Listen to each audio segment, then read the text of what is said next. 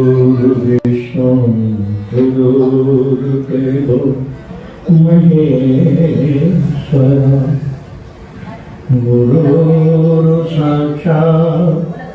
परं ब्रह्म तस्मै श्री गुरवे नमः। सच्चिदानंद रूपा विश्वोत्पत्त्यादिहेतवे तापत्रय विनाशाय श्री कृष्णाय वयं नमः।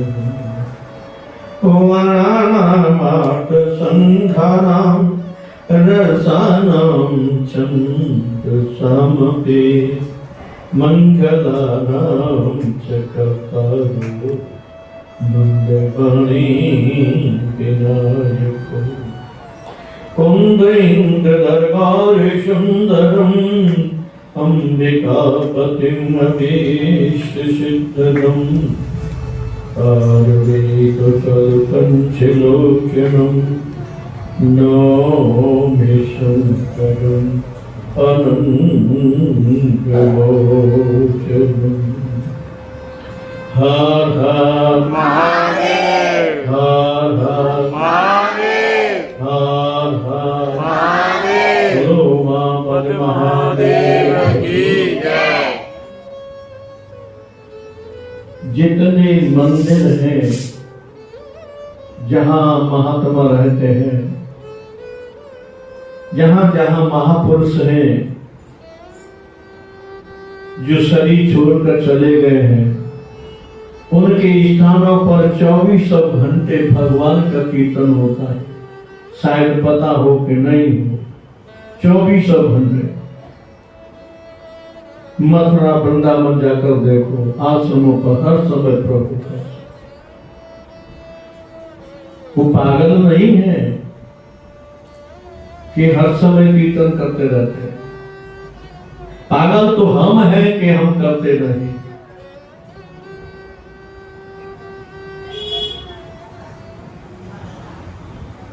जहां नित्य कीर्तन होता है और नित्य कथा होती है, वो स्थान बड़ा पवित्र हो जाता है, श्रेष्ठ बन जाता है। उस स्थान पर पहुंचने पर ही मन में शांति प्राप्त होती है। ये उसकी पहचान है। मन निश्चल हो जाता है। जब प्रभु का कीर्तन होता है तो पूरा शरीर इस स्फूर्ति से भर जाता है। किनका? जिनको भगवान से प्रेम होता है।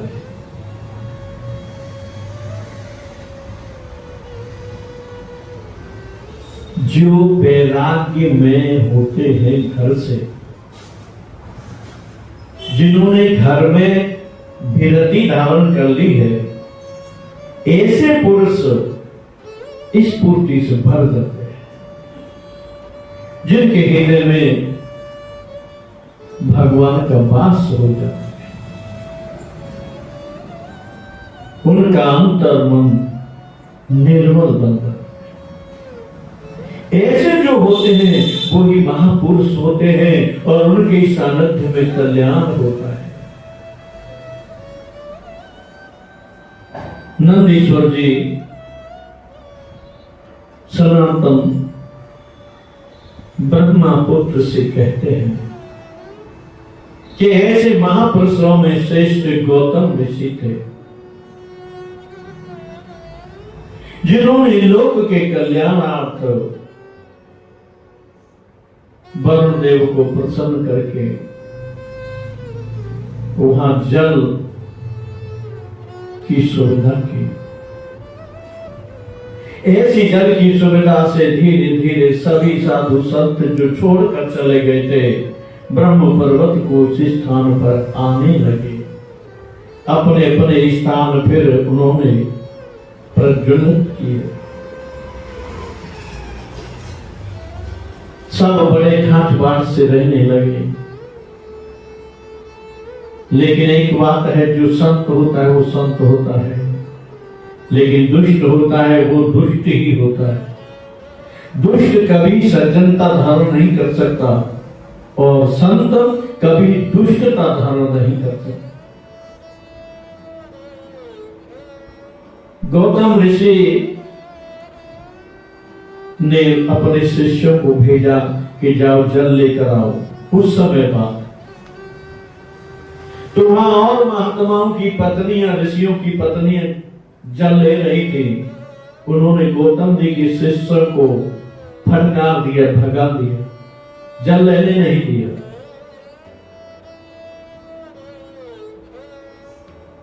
शिष्य गौतम जी के पास पहुंचे और सब हाल कहा। गौतम जी विचार करते हैं कि जल की बड़ी आवश्यकता है, जल पीना भी है, पूजा भी करनी है। उनकी पत्नी बड़ी समझदार थी अहिल्या, विचार करके कहीं क्रोध आ गया मेरे पति को तो श्राप न दे दें, इसलिए वो तुरंत हाथ जोड़कर कहने लगी, हे पतिदेव आप शांति रखिए, मैं जल लेने के लिए जाती हूँ। अपने शिष्यों को ले जा करके गौतम की पत्नी अहिल्या उस जल स्थान पर पहुंची जहां ऋषियों की पत्नियां, मुनियों की पत्नियां, संतों की पत्नियां वहां जल ले रही थी। अहिल्या ने उनको डांटा, फटकारा, प्रेम से भी समझाया कि सबका अधिकार है, जल है, पृथ्वी है, वायु है, अग्नि है, सबका अधिकार है, तुम इस पर अपना निजी अधिकार मत जमाओ।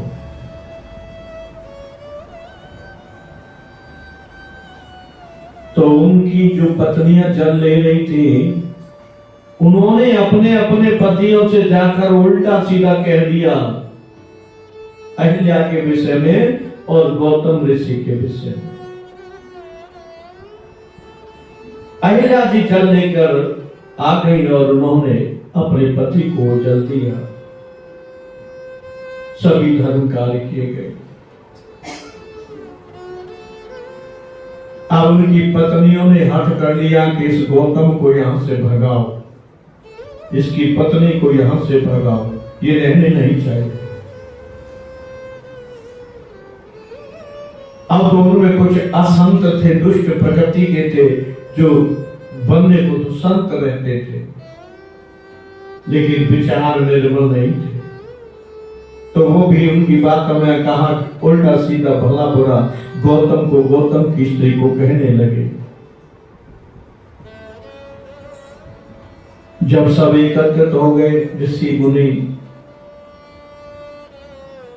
तब उन्होंने विचार किया कि इतनी मजाल गौतम की स्त्री की कि हमारी पत्नियों को उल्टा सीधा कह गई और फिर वो यहां इस वन में रह सके, हम उसको भगाकर पीछा छोड़ेंगे। अब तो सबका समूह बन गया, सब एकत्रित हो गए। गौतम जी को इस विषय में कुछ भी नहीं पता। अब ऋषियों ने आपस में विचार किया कि इनको यहां से भगाएं, तो कैसे भगाएं, कोई कारण तो हो। तो उनमें से विचार किया कि देखो वैसे तो हम भगा नहीं सकते और गौतम भी भाग नहीं सकता, तुम गणेश जी की पूजा करो और उनसे प्रार्थना करेंगे कि इनको भगाए। दूसरे संतों ने कहा भाई गणेश जी क्यों भगाएंगे, गणेश जी को क्या मतलब है भगाने से, जरूरत तो हमको भगाना चाहिए। तीसरा संत बोला हम भगाएंगे तो हमको बुराई मिलेगी, गणेश जी से प्रार्थना करो। और गणेश जी ऐसे देवता हैं कि जिनसे वो प्रसन्न हो जाते हैं, उनका कार्य कर देते हैं, भक्तों के अधीन है और भक्तों के अधीन होते हैं, उनसे कुछ भी काम करा लेते हैं। इसी प्रकार से जो तांत्रिक लोग बैठे हैं, देवताओं को प्रसन्न कर लेते हैं और फिर उनसे बुरा भला कार्य भी करा देते हैं। इसीलिए अंत में उनकी दुर्गति होती है और जो उनसे लाभ लेते हैं उनकी भी दुर्गति होती है। अब तो गणेश जी की पूजा प्रारंभ करते हैं। हवन करें, भजन करें, पुष्प चढ़ाएं, फूल चढ़ाएं, फल चढ़ाएं, रात और दिन गणेश जी की पूजा। किस लिए? कि दूसरे का विनाश करने के लिए। ये कहां तक उचित है? एक छोटा सा साधारण व्यक्ति भी जानता है कि भजन करना है तो हमें अपने कल्याण के लिए करना है, दूसरे को नुकसान के लिए नहीं। भजनकर्ता को बहुत ध्यान रखना चाहिए कि मन में किसी के प्रति बुरा भाव न चला जाए। अगर कुछ भी कह दिया तो वैसा हो जाता है। अब तो गणेश जी की पूजा करते हैं, गणेश जी प्रसन्न हो गए, प्रकट हो गए, कहो वरदान मांगो मैं तुमसे प्रसन्न हूं। ऋषियों ने कहा कि प्रभु आप हम पर प्रसन्न हैं तो कुछ ऐसा करो कि गौतम अहिल्या को बेइज्जती करके, अपयश दिला करके, धिक्कार करके यहां से हटा दो, भगा दो। गणेश जी ने कहा कि अरे महात्मा तुम्हारी बुद्धि क्यों भ्रष्ट हो रही है? कुछ अपराध तो बताओ गौतम का कि उसने क्या अपराध किया है तुम्हारे प्रति। अब अपराध क्या बताए? कुछ हो तो बताए। बोला नहीं हमको तो ऐसा करना है। गणेश जी ने कहा देखो तुम ऐसा करोगे तो तुमको इसका बड़ा फल भोगना पड़ेगा, पाप भोगना पड़ेगा। कुछ होते हैं ऐसे लोग, भले ही हम पाप भोग ले पर ये मर जाए।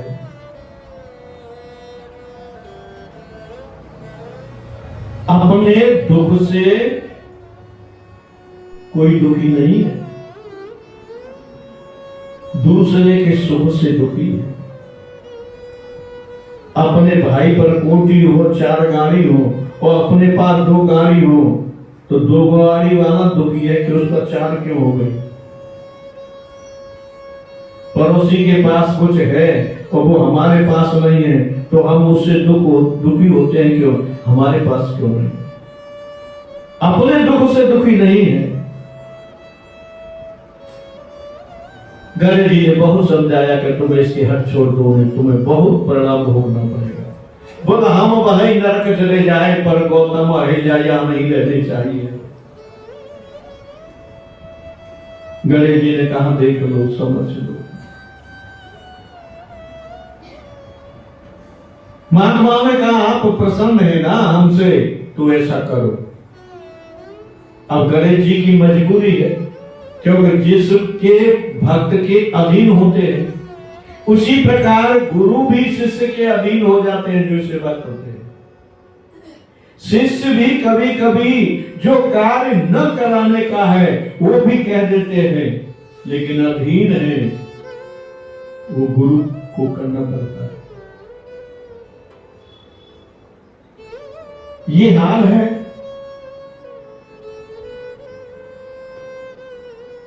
कभी पुत्र भी अनुचित बात कह देता है, वो भी करना पड़ता है। कभी पत्नी करती है, वो भी करना पड़ता है। क्यों? कि सेवा के बस में सब लोग हैं। गणेश जी ने कहा ठीक है, जिसका जो पाप बनेगा फिर तुम जानो, तुम्हारा काम जाने। ऐसा कहकर के गणेश जी अंतर ध्यान हो गए।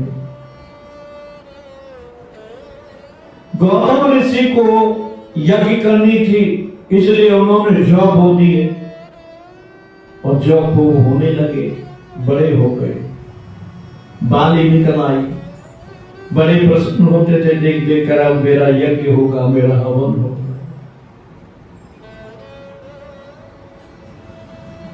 जब जौ पक गए तो गणेश जी ने अपनी माया से गाय बनाई जो दुबली पतली भूखी, और वो गौतम ऋषि का जो जौ था वहां जाकर के उनको खाने लगी।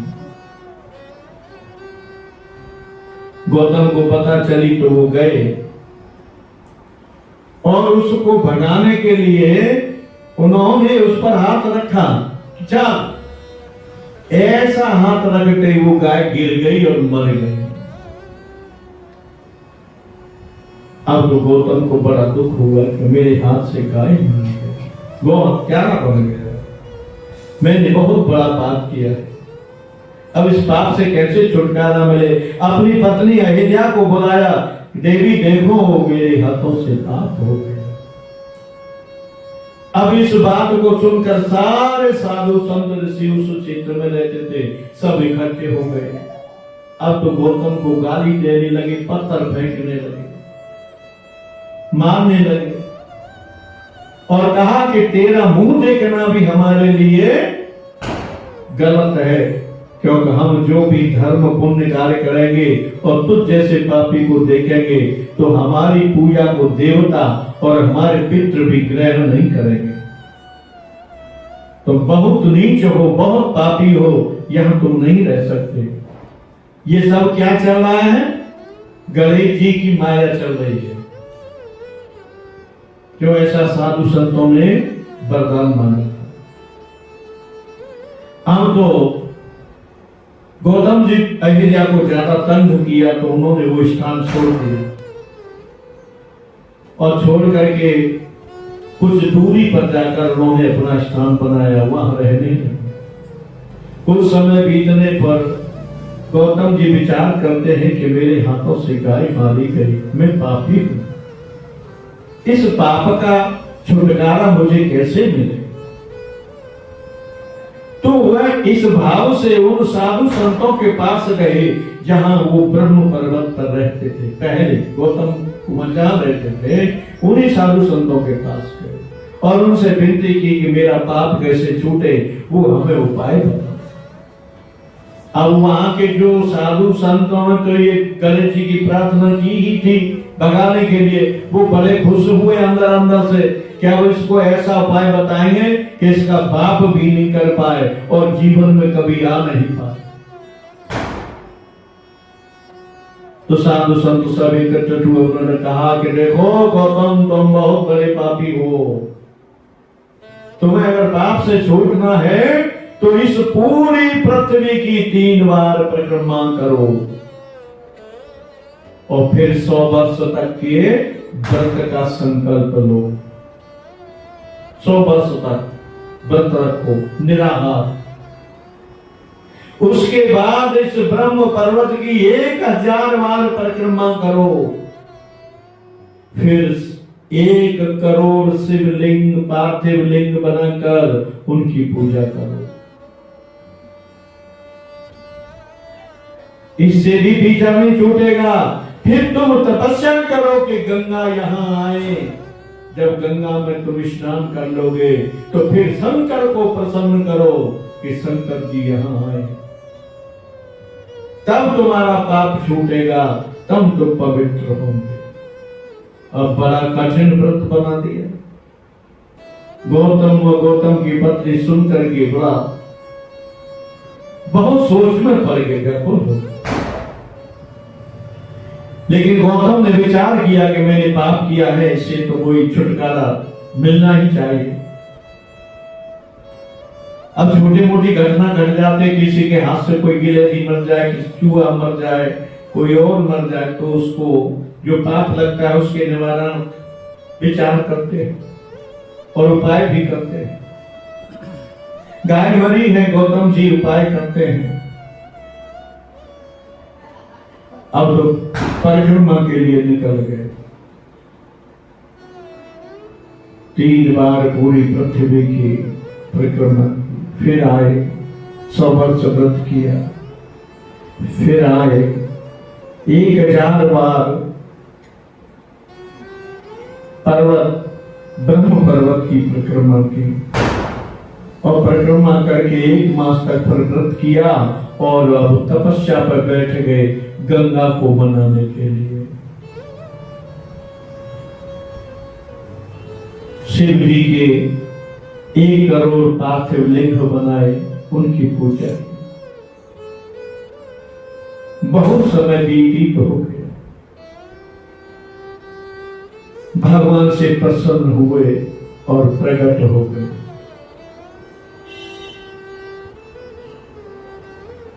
शिव जी ने पूछा, कहो भक्त कैसे याद किया?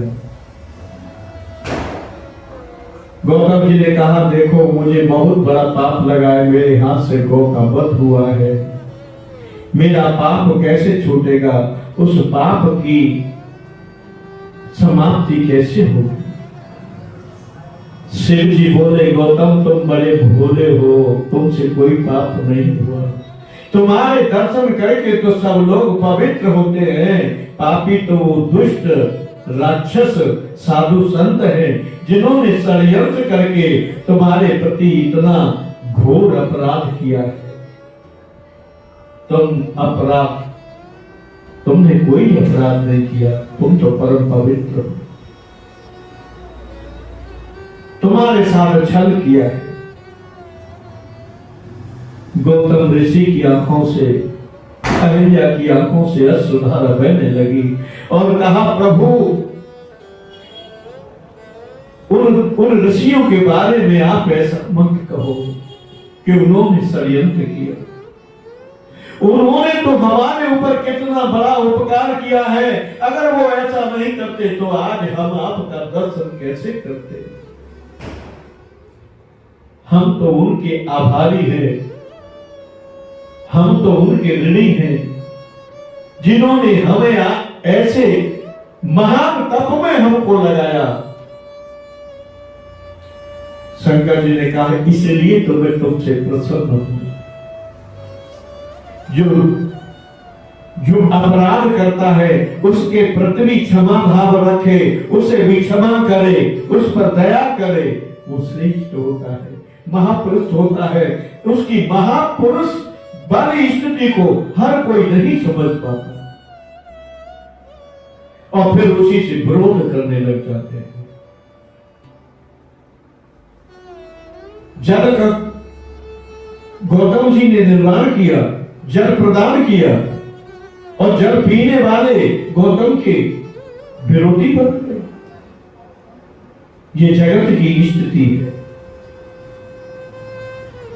तो भगवान से प्रसन्न हुए कि ठीक है, तुम वर मांगो। प्रभु मैं वर क्या मांगू? महात्माओं ने कहा था, मैं अपवित्र हूं, गंगा मां प्रकट हो और मुझे पवित्र करे। शंकर जी ने कहा, करे तुम पवित्र हो, तुम छल से छले गए हो। गौतम जी ने कहा कि जो बात पंचम में हो जाती है वो सत्य होती है। वहां 5 पंच थे, मुझे ये आदेश मिला कि तुम गंगा को प्रकट करो, शिव को प्रसन्न करो, तो उस कार्य को हो जाने दो। भगवान ने, शंकर जी ने कृपा की। शंकर जी के पास विवाह के समय में ब्रह्मा जी ने जल दिया, वो सुरक्षित रखा और वो जल स्वरूप गौतम जी को दिया। देते ही वहां परम सुंदर गंगा प्रकट हो गई। हार हार हार हार गंगे, हार हार हार हार हार हार। गंगा महारानी बड़ी दिव्य सुंदर प्रकट हो। चलो फिर कल चलेंगे, क्योंकि आज कथा हो जाती तो अच्छी बात है, पर फिर पीछे क्या फायदा है कि दुखी हो जाए कोई सुनने से। बोलो सच्चिदानंद भगवान की जय। हर हर झंडा